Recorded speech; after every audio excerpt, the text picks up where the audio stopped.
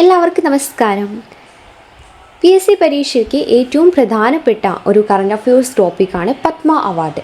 2025-2026 വർഷങ്ങളിലെ പത്മ പുരസ്കാരങ്ങളാണ് നമ്മൾ ഇന്ന് ഈ വീഡിയോയിലൂടെ പഠിക്കാൻ പോകുന്നത്. ഓക്കെ, അപ്പോൾ ആദ്യം നമുക്ക് 2026 നോക്കാം. 2026 പത്മ പുരസ്കാരങ്ങൾ നമ്മുടെ രാഷ്ട്രപതി ദ്രൗപദി മുർമു ഔദ്യോഗികമായി സമ്മാനിച്ചു. എത്ര പേർക്കാണ്? 131 പേരാണ് ഈ വർഷത്തെ പുരസ്കാരങ്ങൾക്ക് അർഹരായത്. അതിൽ 5 പേർക്ക് പത്മവിഭൂഷണും 13 പേർക്ക് പത്മഭൂഷണും 113 പേർക്ക് പത്മശ്രീയുമാണ് ലഭിച്ചത്. നമ്മൾ നോക്കാൻ പോകുന്നത് കേരളത്തിൽ നിന്ന് ആർക്കൊക്കെയാണ് ലഭിച്ചത് എന്നുള്ള കാര്യമാണ് കേട്ടോ. ഓക്കെ, അപ്പോൾ കേരളത്തിൽ നിന്ന് ഇടം പിടിച്ച എത്ര പേരുണ്ട് അതാണ് നമ്മൾ നോക്കുന്നത്. അപ്പോൾ ആദ്യം 2026 പത്മവിഭൂഷൺ ലഭിച്ചത് ആർക്കൊക്കെയാണ് എന്ന് നോക്കാം. ജസ്റ്റിസ് KT തോമസ്, പൊതുപ്രവർത്തനവുമായി റിലേറ്റ് ചെയ്തിട്ട് ആർക്കാണ്? ജസ്റ്റിസ് KT തോമസിന് ലഭിക്കുകയുണ്ടായി. എന്തൊക്കെയാണ് അദ്ദേഹത്തിൻ്റെ കാര്യങ്ങൾ നോക്കി. സുപ്രീം കോടതി മുൻ ജഡ്ജിയായിരുന്നു. 1996 മുതൽ 2002 വരെ ഇന്ത്യൻ സുപ്രീം കോടതിയിലെ പ്രശസ്തനായ ജഡ്ജിയായിരുന്നു. പിന്നെ രാജീവ് ഗാന്ധി വധക്കേസിൽ സുപ്രീം കോടതി ബെഞ്ചിന് നേതൃത്വം നൽകിയതും പ്രതികളുടെ ശിക്ഷ വിധിച്ചതും ഇദ്ദേഹത്തിൻ്റെ കാലത്തായിരുന്നു. ദെൻ അദ്ദേഹത്തിൻ്റെ ആത്മകഥയാണ് ഹണി ബീസ് ഓഫ് സോളമൻ എന്നുള്ളത് അദ്ദേഹത്തിൻ്റെ ആത്മകഥയാണ് കേട്ടോ. അത് അദ്ദേഹത്തിൻ്റെ 25 വർഷത്തെ ജുഡീഷ്യൽ സേവനത്തിൻ്റെ ഒരു വിവരണമാണ് ഹണി ബീസ് ഓഫ് സോളമൻ എന്ന് പറയുന്ന ആത്മകഥയിലുള്ളത്. ഇനി 2007 അദ്ദേഹത്തിന് പത്മഭൂഷൺ ലഭിച്ചിട്ടുണ്ട്. ഇപ്പോൾ എന്താണ് ലഭിക്കുന്നത്? പത്മവിഭൂഷൺ. 2007 പത്മഭൂഷൺ ലഭിച്ചിട്ടുണ്ട്. ഇപ്പോൾ ഉള്ളത് പത്മവിഭൂഷൺ. ഓക്കെ, അപ്പോൾ ഹണി ബീസ് ഓഫ് സോളമൻ ഓർത്തിരിക്കുക. പിന്നെ നമ്മുടെ രാജീവ് ഗാന്ധി വധക്കേസ് കാര്യങ്ങളൊക്കെ ഓർത്തിരിക്കുക. ഓക്കെ, ഇനി അടുത്തത് ആരാണ്? അടുത്തത് P. നാരായണൻ. സാഹിത്യവും വിദ്യാഭ്യാസവുമായി റിലേറ്റ് ചെയ്ത് ലഭിച്ചത് ആർക്കാണ്?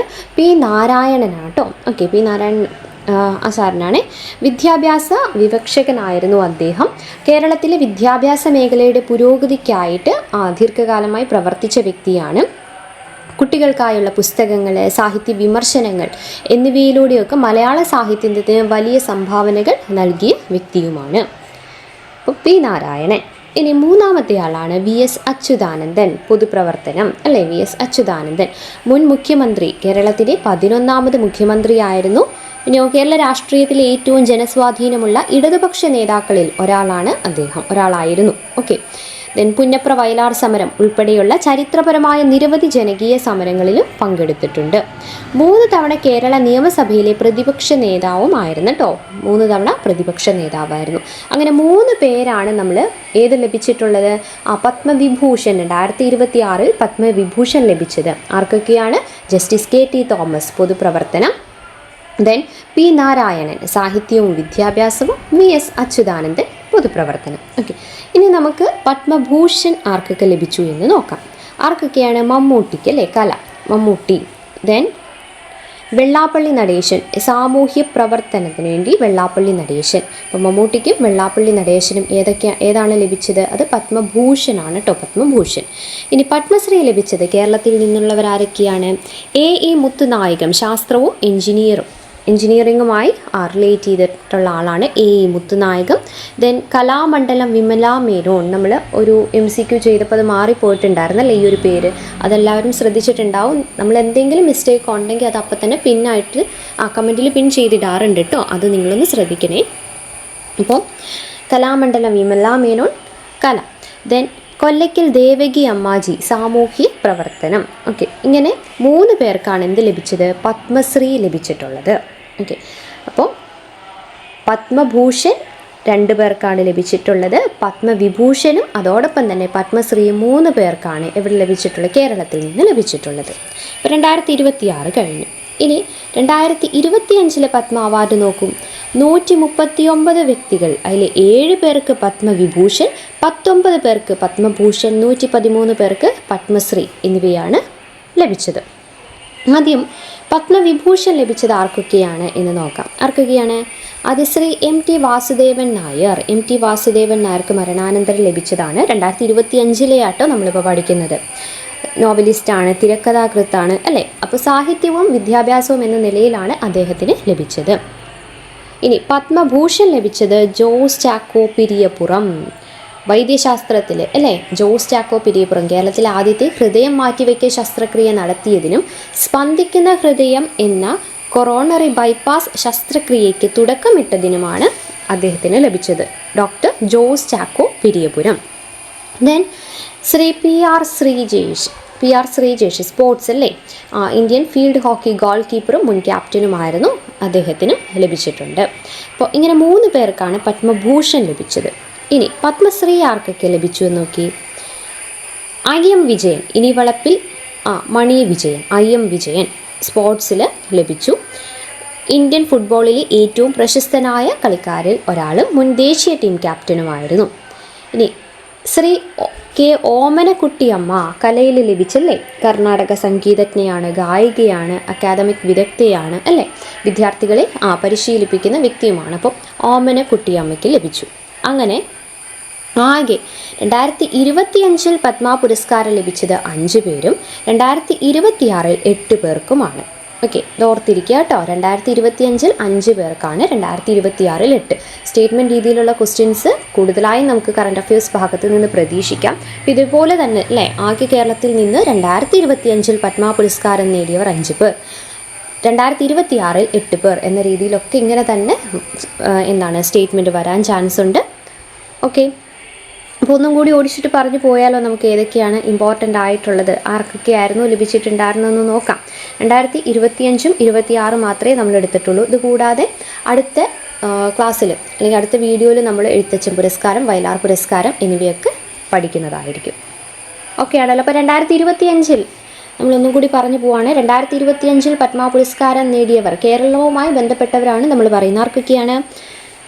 MT വാസുദേവൻ നായർ പത്മവിഭൂഷൺ ലഭിച്ചത് ആർക്കാണ്? MT വാസുദേവൻ നായർക്കാണ് അല്ലേ, സാഹിത്യം വിദ്യാഭ്യാസ മേഖലയിലാണ്.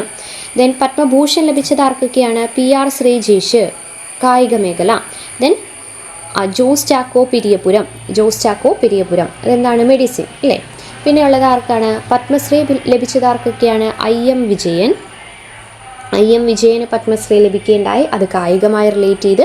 പിന്നെ K ഓമനക്കുട്ടിയമ്മ കലയായിട്ട് അല്ലേ റിലേറ്റ് ചെയ്ത വ്യക്തിയാണ് ഓമനക്കുട്ടിയമ്മ, അവർക്കും പത്മശ്രീ ലഭിക്കുകയുണ്ടായി. അപ്പോൾ പത്മവിഭൂഷൺ എന്ന് പറയുമ്പോൾ MT Vasudevan Nair മരണാനന്തരമായിരുന്നു. Padma Bhushan PR ശ്രീജേഷും Jose Chacko പെരിയപുറവും, Padmashri IM വിജയനും K ഓമനക്കുട്ടിയമ്മയും. അങ്ങനെ 5 പേർക്കാണ് 2025 ലഭിച്ചത്. 2025 5 പേർ ഓർത്തിരിക്കാമല്ലോ. ഈ 2026 ആർക്കൊക്കെയായിരുന്നു?